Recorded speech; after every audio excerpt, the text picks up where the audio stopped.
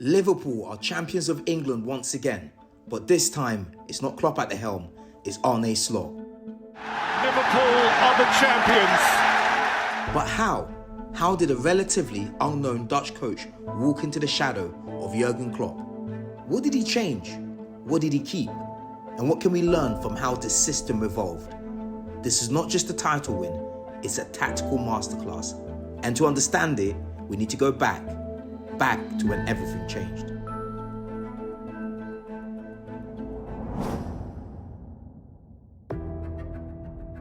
I will leave the club at the end of the season. The words hit like a thunderclap. He wasn't just a coach, he was an era, an identity, a symbol of belief. 9 years, 7 major trophies, one unforgettable journey. Klopp gave Liverpool more than silverware. He gave them chaos, intensity, connection, a system built on emotion. So when he announced his departure, fans weren't just heartbroken, they were scared.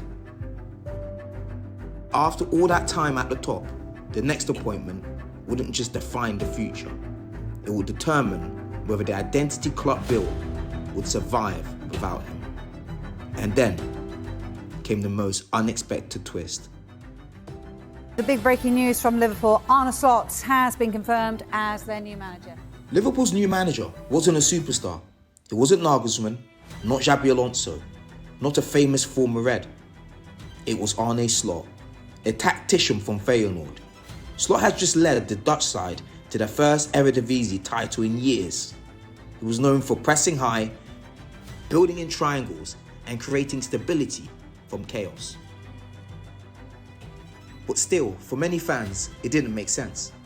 He wasn't Klopp 2.0, he wasn't charismatic, he wasn't loud, he was calculated.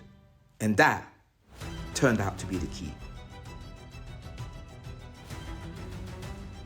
But while the footballing world debated his name, Slot quietly started planning. He knew he wouldn't have time to win people over with speeches.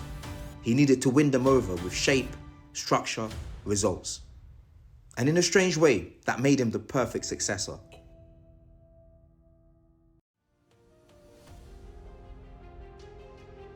Pre-season wasn't fireworks, it was repetition. Slot sessions focused on where players stood, not just where they ran. He introduced spacing principles, possession lanes, and rotational patterns. Liverpool lined up in a 4-3-3 on paper, but on the pitch, it was something completely different. In possession, it became a 3-2-5. Trent inverted into midfield. McAllister dropped alongside to form a double pivot. Gravenberch formed a double pivot and the main defensive midfield anchor. Szoboszlai attacked the right channel. Trent was crucial, no longer just a crosser, now a controller. He became a midfielder in build-up, helping Liverpool break pressure and keep rhythm. Salah stayed wide, isolated, and ready to punish. Gakpo stretched the left side, while Diaz rotated centrally like a chess piece. And the results? 4 wins from their first 5 Premier League games. For Salah 3-0. The Egyptian archer. 60% average possession. The chaos was gone. The control? Just beginning.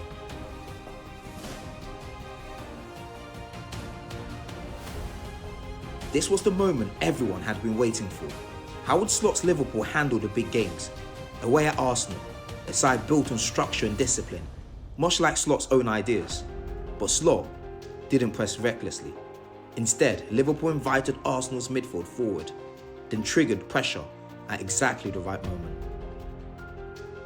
Liverpool began with a 4-2-3-1 formation, transitioning to a 4-2-4, mid-block out of possession.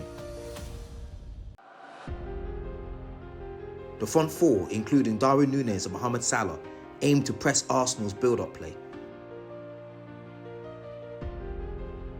While midfield duo Alexis McAllister and Ryan Gravenberch focused on shielding the central areas.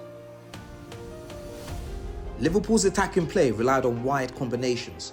On the right, Salah narrowed his position, allowing Trent Alexander-Arnold to provide width and deliver crosses. The equalising goal came in the 81st minute, resulted from a swift counter-attack. Alexander-Arnold's long pass found Núñez, who squared the ball to Salah to finish. It was coordinated disruption, and it worked. The match finished 2-2, but tactically, it felt like a win. Then came Chelsea at home. Liverpool had 52% possession, but created the better chances. Why? Because they didn't chase the ball. They compressed the pitch, slowed Chelsea's tempo, and forced them wide. Slot's Liverpool weren't reactive, they were proactive. Without the ball, and this was the turning point. They were no longer trying to recreate Klopp's energy. They were creating their own identity based on patience, positioning, and precision.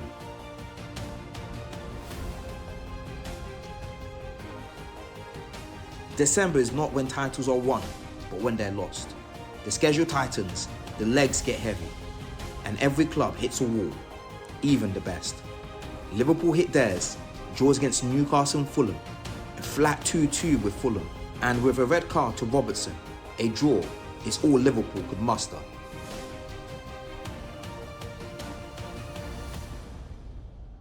Trent started inverting more often, operating deeper in the right interior channel. Curtis Jones dropped into the pivot, giving Liverpool added control. Szoboszlai floated into the half space when Salah stayed wide. Diaz operated deeper, more like a number 10 than a forward. Liverpool weren't destroying teams, but they were still in control of almost every game state. And when the results began to steady, everyone saw it.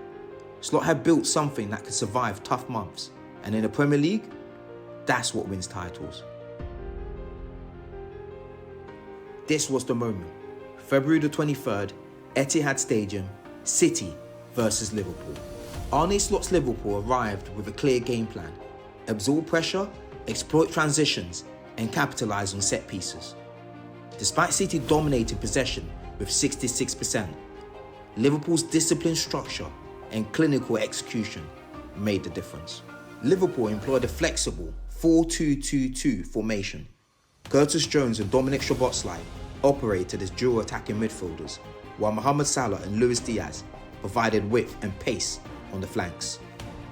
Defensively, without the ball, Liverpool maintained a compact mid-block, narrowing central spaces and forcing City to play wide. The midfield duo of Alexis McAllister and Ryan Gravenberch shielded the defence, while the back line led by Van Dijk and Konate dealt with crosses and limited City's chances. This match epitomised Slot's tactical acumen. Liverpool's ability to adapt, combined with Salah's brilliance and a cohesive defensive effort, secured a statement victory. The win extended their lead at the top, bringing them closer to Premier League glory.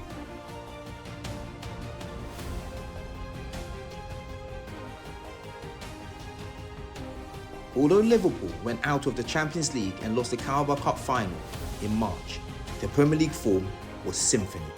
Every part of the system was now instinctive. Every player understood their zones, their timings, and their spacing. Konate, he was a primary cover for Trent's vacated zone, shifting wide into the right-back channel when Liverpool were in possession, allowing the back three to form: Van Dijk, McAllister, or the centre-back, and Konate. Konate's pace and physicality made him ideal for defending that exposed space in transitions. McAllister, staying slightly right of centre when Trent inverts, acts as a secondary safety valve, screening the ball into the right channel and supporting Konate in overloads.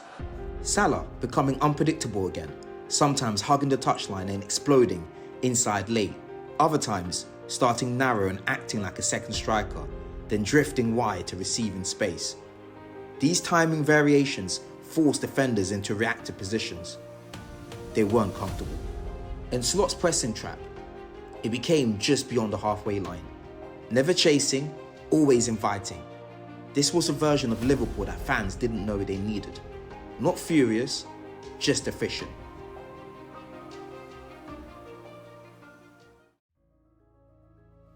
By April, the race was already done, at least in reality, if not yet on paper. Liverpool had built too much momentum. Arsenal was still fighting, still hoping, but Slot's system had already done its work. The title wasn't won in early April, it was confirmed. They beat Everton at Anfield 1-0, a match more symbolic than significant. They slipped up against Fulham, but that didn't matter. By the time they beat West Ham and beat Leicester, the message was clear. Liverpool were going to be champions.